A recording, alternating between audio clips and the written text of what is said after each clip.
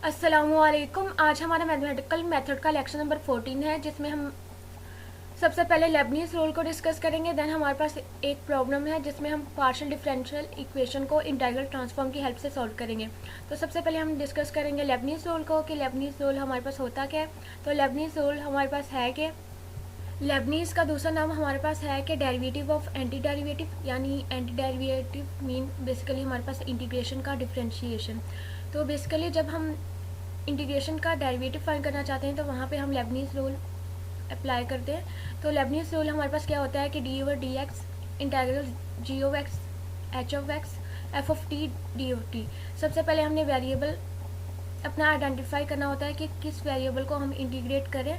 Then हमने क्या करना होता है कि हमारे पास जो इंटीग्रल में अपर और लोअर लिमिट्स होती हैं, हम जिस वेरिएबल के रिस्पेक्ट डेरिवेटिव लेना चाहते हैं उस पर डिपेंड कर रही होती है। जैसे यहाँ पे हमारे पास G of x H of X variable X पे डिपेंड कर रही हैं। तो जब हम इस पर लेबनीज रूल अप्लाई करेंगे तो सिंपली हमारे पास हमने जब वेरिएबल आइडेंटिफाई कर लिया जो कि यहाँ पे हमारे पास टी है, तो सिंपली हमारे पास पहले आ जाएगा, हम टी की प्लेस पे अपर वैल्यू पुट करवाएंगे तो हमारे पास आएगा f of h of x. Then हम क्या करेंगे, हमारे पास जो एच ऑफ एक्स है उसका हम क्या लेंगे, डिफ्रेंशिएट लेंगे, तो और आप उसे F of h of x के साथ मल्टीप्लाई करवा देंगे। दरमियान में हमारे पास नेगेटिव साइन। अगेन अब हम क्या करेंगे, टी की प्लेस पे lower limit g x put करवाएंगे और differentiate g prime of x ले लेंगे। तो अब हम एक एग्जाम्पल करेंगे जिससे ये हमारे पास क्लियर हो जाए। एग्जाम्पल में हमारे पास है कि एफ ऑफ एक्स इक्वल है integral sine x to cos x t power 2 d t. इस पर हमने अब लेबनीज रूल अप्लाई करना। तो सिंपली हम क्या करेंगे, अब टी की प्लेस पहले अपर वैल्यू कोस स्क्वायर एक्स लिखेंगे। देन हम जब कोस एक्स का डिफ्रेंशिएट लेंगे तो हमें पता है कोस एक्स का डेरिवेटिव हमारे पास इक्वल होता है माइनस साइन एक्स। इसी तरह दरमियान में माइनस। और अब हम क्या करेंगे, टी स्क्वायर की प्लेस पे साइन एक्स पुट करवाएंगे तो हमारे पास आएगा साइन स्क्वायर ऑफ एक्स, और साइन एक्स का हमारे पास डेरिवेटिव होता है कोस एक्स। तो इस तरह हमने यहाँ पे लेबनीज रूल अप्लाई कर दिया है। तो अब हमारे पास एक पार्शियल डिफरेंशियल इक्वेशन प्रॉब्लम है जिसको हमने इंटीग्रल ट्रांसफॉर्म की हेल्प से सॉल्व करना है। तो अभी तक हमने जस्ट फूरियर ट्रांसफॉर्म और लाप्लास ट्रांसफॉर्म को डिस्कस किया, तो इन्हीं दोनों को यूज़ करके हम क्या करेंगे, अपनी प्रॉब्लम को सॉल्व करेंगे। तो हमारे पास जो प्रॉब्लम है वो है कि यू टी इक्वल है U x x plus delta of x delta of T, वे हमारे पास लिमिट क्या है माइनस इन्फिनिटी लेस देन है एक्स, और एक्स हमारे पास क्या लेस देन है इन्फिनिटी। इसी तरह हमारे पास इनिशियल कंडीशन में है कि you of x zero equal है डेल्टा ऑफ एक्स, वे हमारे पास जो टी है वो ग्रेटर देन क्या होगा जीरो। इस तरह हमारे पास बाउंड्री कंडीशन में है कि limit absolute x approach to positive infinity u delta of x t equal है जीरो। तो ये हमारे पास पार्शियल डिफरेंशियल इक्वेशन है जो कि हमारे पास हीट इक्वेशन है, सही है। तो अब इसे हमने इंटीग्रल ट्रांसफॉर्म की हेल्प से सॉल्व करना है। तो अब हमने ये आइडेंटिफाई करना है कि हम अपनी इस पार्शियल डिफरेंशियल इक्वेशन पे कौन सा ट्रांसफॉर्म अप्लाई करेंगे। तो उसके लिए जो हमने सबसे पहले चीज़ ऑब्जर्व करनी है वो उसकी हमारे पास क्या है, लिमिट। हमने लिमिट को ऑब्जर्व करना है कि हमारे पास लिमिट क्या है। अब यहाँ पे हमारे पास जो लिमिट है माइनस इन्फिनिटी टू इन्फिनिटी है, यानी कि हमारे पास ये फंक्शन क्या है, एब्सोल्युटली इंटीग्रेबल है। तो मीन्स कि हमारे पास इस पे हम फूरियर ट्रांसफॉर्म अप्लाई कर सकते हैं। और अगर हम इनिशियल कंडीशन की बात करें तो इनिशियल कंडीशन हमारे पास होती है जो कि हमारे पास फंक्शन की वैल्यू को किसी पार्टिकुलर पॉइंट तक अप्रोच करवाती है। और जो हमारे पास बाउंड्री वैल्यू होती है कि मीन्स कि हमने उसी बाउंड्री के अंदर अंदर अपनी इक्वेशंस को आंसर सेटिस्फाई करवाना होता है। तो अगर हम बाउंड्री कंडीशन की बात करें तो उसमें हमारे पास है कि अगर एक्स पॉजिटिव इन्फिनिटी को अप्रोच करें देन हमारे पास आंसर जीरो आ रहा है, और अगर हमारे पास एक्स नेगेटिव इन्फिनिटी को अप्रोच करें देन भी हमारे पास आंसर क्या आ रहा है, जीरो आ रहा है। मीन्स कि हमारे पास जो हमारा फंक्शन है वो एब्सोल्युटली इंटीग्रेबल है। तो मीन्स कि हम इस पर फूरियर और लाप्लास ट्रांसफॉर्म अप्लाई कर सकते हैं। तो सोल्यूशन में सबसे पहले हमारे पास जो स्टेप 1 है, सबसे पहले हम क्या करेंगे, हमारे पास जो इक्वेशन है पार्शियल डिफरेंशियल इक्वेशन, उसे इक्वेशन 1 का नाम दे देंगे, और जो हमारे पास इनिशियल कंडीशन है उसे हम इक्वेशन 2 का नाम दे देंगे। अब चलते हैं हम अपने सोल्यूशन की तरफ। सोल्यूशन में हमने जो स्टेप 1 लेना है उसमें हमने क्या करना है, apply Fourier transform with respect to x of equation 1, वे हमारे पास जो एक्स है वो कन्वर्ट हो जाएगा ओमेगा में। क्योंकि फूरियर ट्रांसफॉर्म की जो डेफिनेशन होती है उसमें हमारे पास जो फंक्शन वो एक्स की फॉर्म में होता है, लेकिन जब हम उस पर फूरियर अप्लाई कर देते हैं तो वो हमारे पास ओमेगा में कन्वर्ट हो जाता है। तो यही चीज़ हमने यहाँ पे लिखी हुई है कि फर्स्ट स्टेप पे हमने Fourier transform with respect to x apply करनी है। जिससे हमारे पास एक्स ओमेगा में कन्वर्ट हो जाएगा। तो सिंपली हमने, क्योंकि with respect to x Fourier transform ले रहे हैं, तो हमारे पास आ जाएगा एफ ऑफ एक्स। ये एफ हमारे पास फूरियर ट्रांसफॉर्म को शो करवा रहा है। और सिंपली हमने इक्वेशन लिखी है जो कि हमारे पास गिवन थी, यू टी इक्वल है U x x plus delta of x delta of T. इस पर हम फूरियर अप्लाई करें तो जस्ट हमने लिखा है कि Fourier of x u T equal है Fourier of x u x x plus delta of x delta of t. अब क्योंकि हमें पता है कि by property of Fourier transform हमारे पास लीनियरिटी होल्ड करती है, तो हम सिंपली फूरियर ट्रांसफॉर्म अप्लाई कर सकते हैं।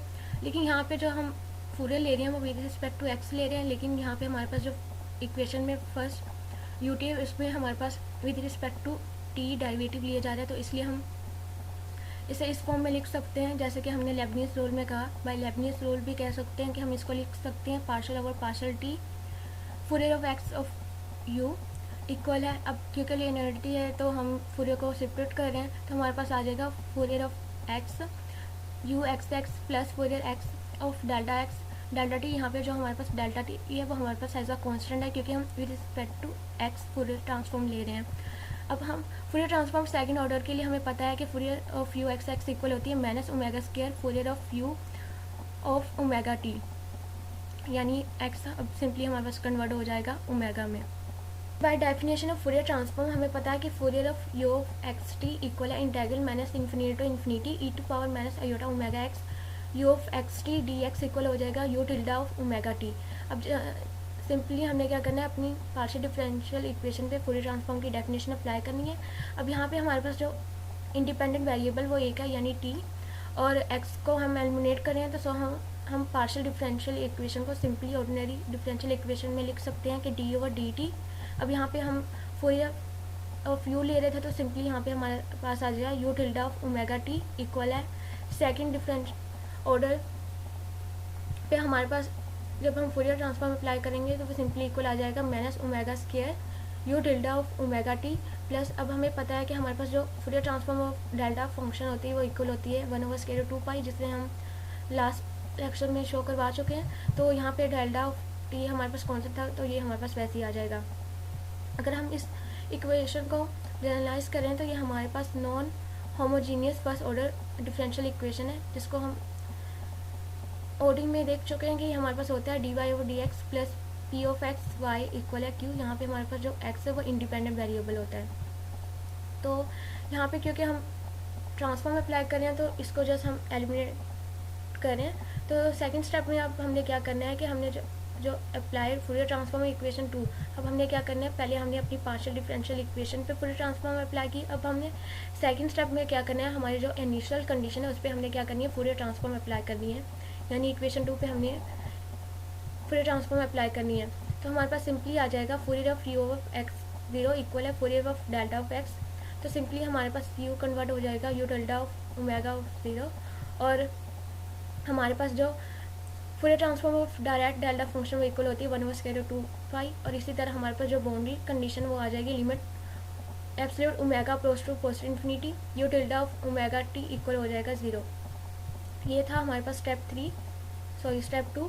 अब हमारे पास स्टेप 3 में क्या है कि हमने अप्लाई करना है कि apply Laplace transform with respect to time t on both side, where हमारे पास जो टी है वो कन्वर्ट हो जाएगा एस।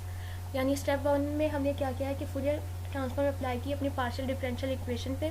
सेकंड हमने क्या किया है कि हमने अपनी इनिशियल कंडीशन पे फूरियर ट्रांसफॉर्म अप्लाई की। अब स्टेप 3 में हमने क्या करना है कि Laplace transform with respect to t हमने अप्लाई करनी है, जिसमें हमारे पास टी कन्वर्ट हो जाएगा एस में।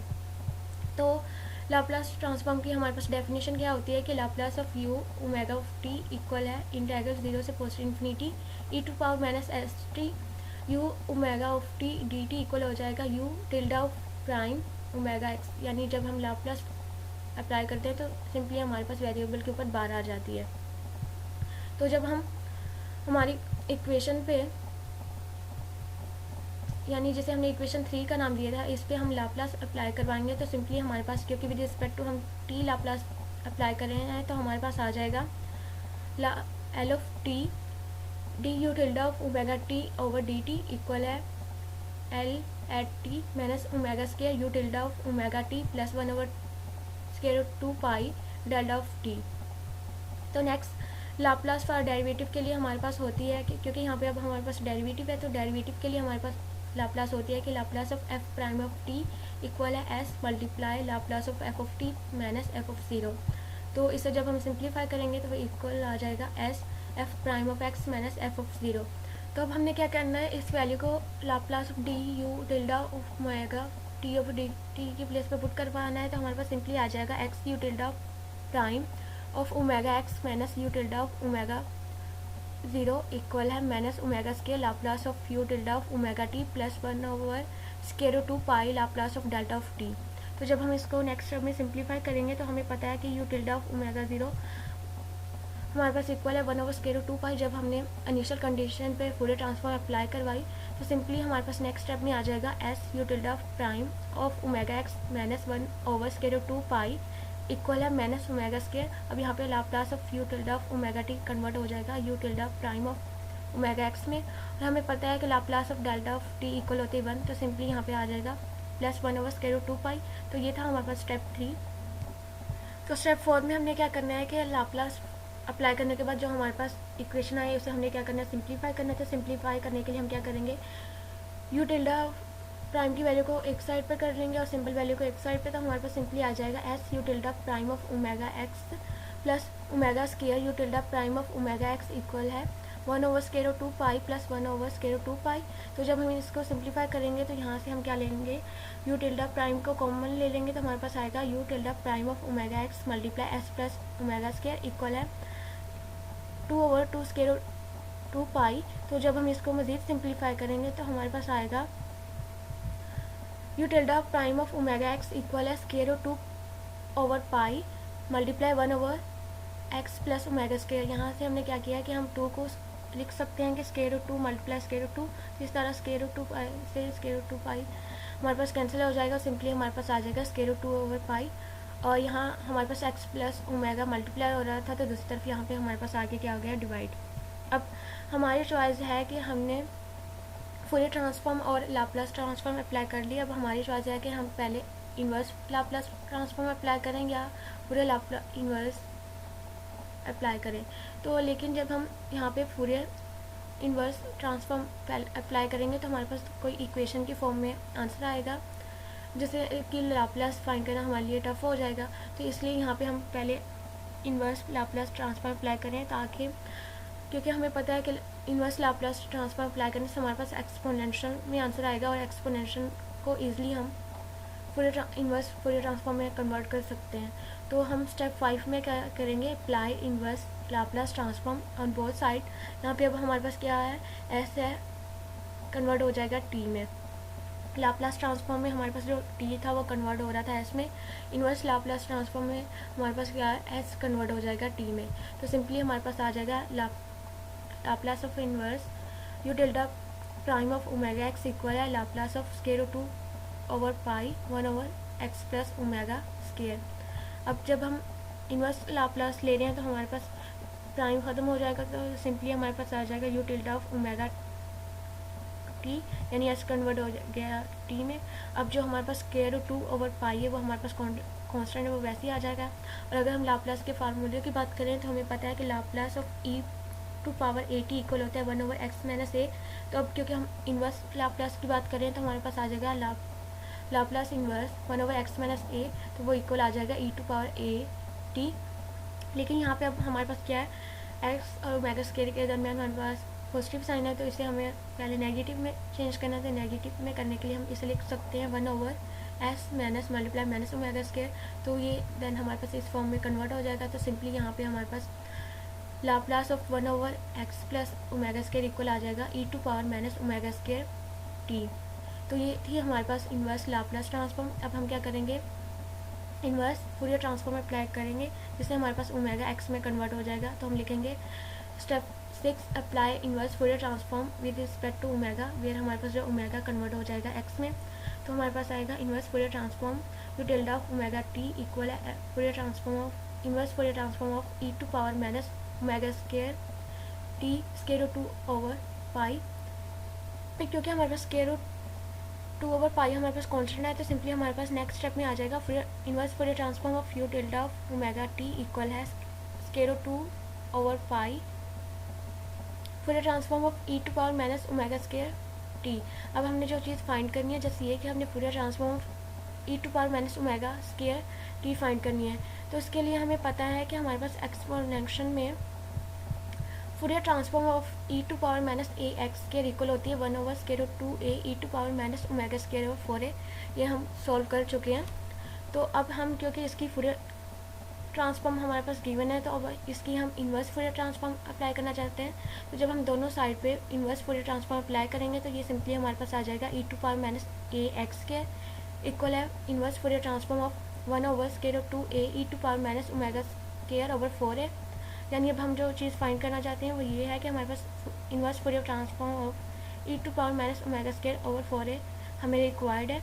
तो उसके लिए हम क्या करेंगे, सिंपली हमारे पास यहाँ पे जो 1/√2a वो हमारे पास कॉन्स्टेंट है, तो सिंपली इसको हम इन्वर्स फूरियर ट्रांसफॉर्म से बाहर ले आएंगे जो कि दूसरी तरफ जाके क्या हो जाएगा, मल्टीप्लाई हो जाएगा। तो इक्वल हो जाएगा √2a e to power minus a x square equal है inverse Fourier transform of e to power minus omega square over 4। अब यहाँ पे हमने क्या किया, सिंपली ए की प्लेस पे क्या लिख दिया 1/40, क्योंकि यहाँ पे हमारे पास जो गिवन है वो है ए एक्स स्क्वायर। तो इसको हमने इस फॉर्म में बनाना है कि हमारे पास आ जाए आंसर आए minus omega square of T में। तो उसके लिए हम क्या करेंगे, ए की प्लेस पे क्या लिख देंगे 1/4 टी यहाँ पे, ताकि 4 से 4 कैंसिल होने के बाद हमारे पास सिंपली जो आंसर आ जाए वो आ जाए e to power minus omega square t. तो नेक्स्ट स्टेप में हम करेंगे √2a e to power minus a x square at a equal 1/40, क्योंकि अब हम यहाँ पे लेट करें कि हमारे पास जो ए है वो उसकी वैल्यू हमारे पास है 1/40, जो कि हमने यहाँ से फाइंड की है कि अगर यहाँ पे हम ए की प्लेस पे 1/40 पुट करवाएं तो हमारे पास जो आंसर आएगा वो आएगा e to power minus omega square t. तो जब हम यहाँ पे इसमें ए की वैल्यू पुट करवाएंगे तो सिंपली हमारे पास आएगा √2 multiply 1/40 e to power minus x square over 40। सही, सिंपली यहाँ पे अब हम ए की वैल्यू पुट करवाने हैं तो यहाँ से हमारे पास 2 से एक 2 और 2 टू द 4, तो सिंपली हमारे पास आ जाएगा इक्वल है √1/2 t e to power minus x square over 40। तो ये हमारे पास इन्वर्स फूरियर ट्रांसफॉर्म आ गई है e to power minus omega square over 4a। तो जब हम इसको पुट करवाएंगे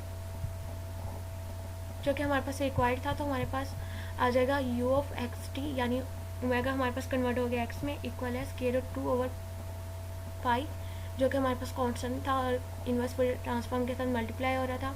तो सिंपली जो हमारे पास इन्वर्स फूरियर ट्रांसफॉर्म आई है वो आई है √1/2 t e to power minus x square over 40।